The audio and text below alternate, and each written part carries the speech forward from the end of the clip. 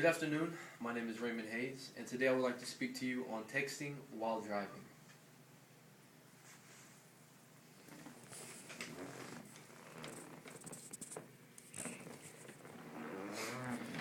Today I will be presenting the facts and real life occurrences that will enable you all to come to the conclusion that texting while driving or talking on your cell phone while driving is extremely hazardous. The dangers of text messaging. It brings trouble, heartache, lawsuits, injuries, and deaths occur while the average U.S. mobile teen sends and receives, on average, about 3,000 text messages per month. An average of 63 messages per day, or four text messages per 24-hour period. How many times have you, while you were driving, you picked up your phone to look at a text message and responded back to the text, or text someone because you had remembered something, or you answered a phone call, made a phone call, and it distracted you while you were driving? It's not a safe thing to do. Statistics by the National Highway Traffic Safety Administration reports that in 2008, 5,870 people were killed and more than 500,000 were injured because a driver was distracted.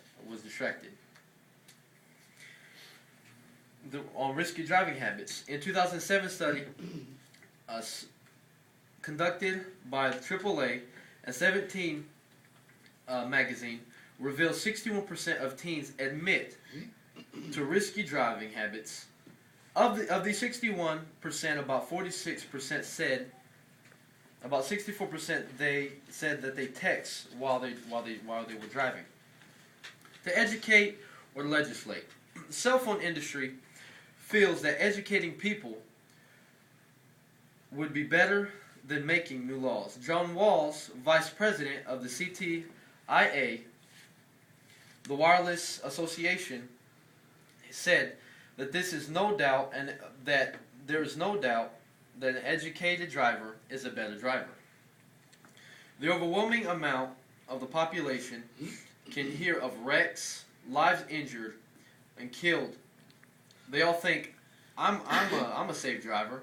I know how to drive and text. It won't happen to me. Therefore, laws should be passed that we should not drive or be on the cell phone or text while we're driving. The Governor's Highway Safety Association declares that 23 states this year, well, actually that was a couple years ago when I got statistics, considered bans on texting while driving. 19 states and the District of Columbia prohibit texting while driving for all drivers.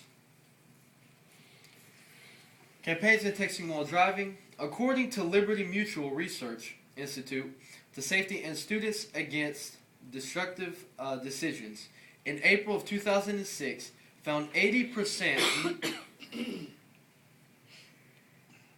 65% of all crashes are caused by distractions, from putting on makeup to riding and eating. Teens say that texting is their number one driving distraction.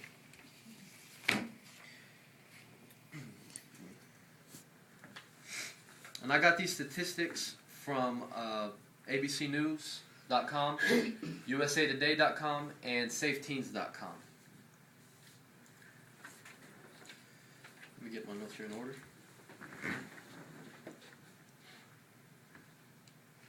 I'd like to speak to you today I'd like to mention to you while I speak to you about this texting while driving on two cases here where texting and driving was very dangerous and it cost a couple people their lives. I'd like to speak to you about John Bradley Breen, also known as JB, or he was a Marine.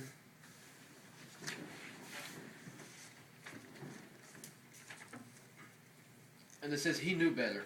A year ago, John Bradley Breen, known as JB, to his friends in St. Francisville, Illinois, was a young man, 23. He was 23 years old, who had a young daughter.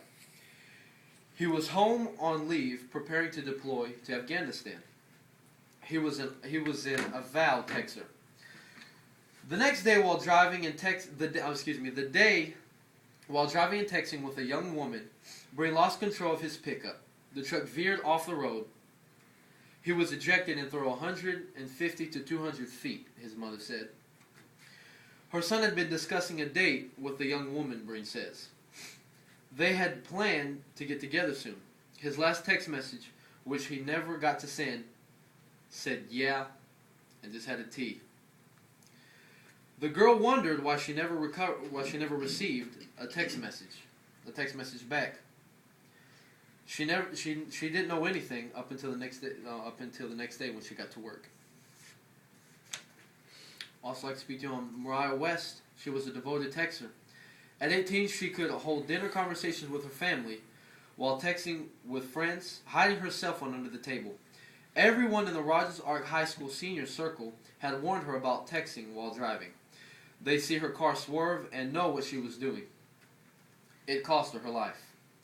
Last May, on the day before graduation, Mariah was driving to a minor league baseball game in Springfield, Missouri. Texting the player who invited her. As she was sending him a text, she lost control of her car, which clipped a bridge, skidded on its roof along the edge of the bridge, and flipped back into oncoming traffic.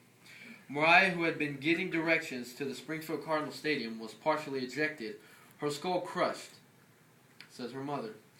Mary Dot 45. The last message Mariah got, where you at?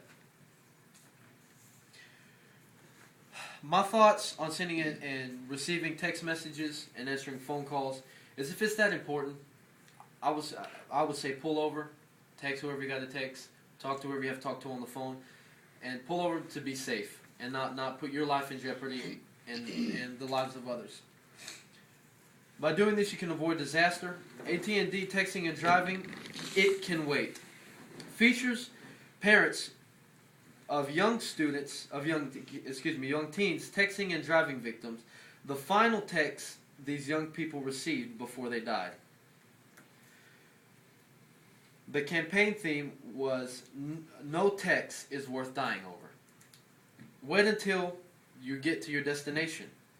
Use Bluetooth or use a hands-free device. It's amazing how such a small little object, such as a cell phone, can put so many lives in jeopardy. Yourself, can put the people on the road, and it can completely change the lives of your family and your friends forever. Let's have a safer highway. We can join and sign a petition like Oprah Winfrey. And her motto was no phone zone, and make life that much longer for literally thousands per year. Are you ready? Here, sign my petition. The highway of a safer place. Thank you, and that is my conclusion on texting while driving. Thank you.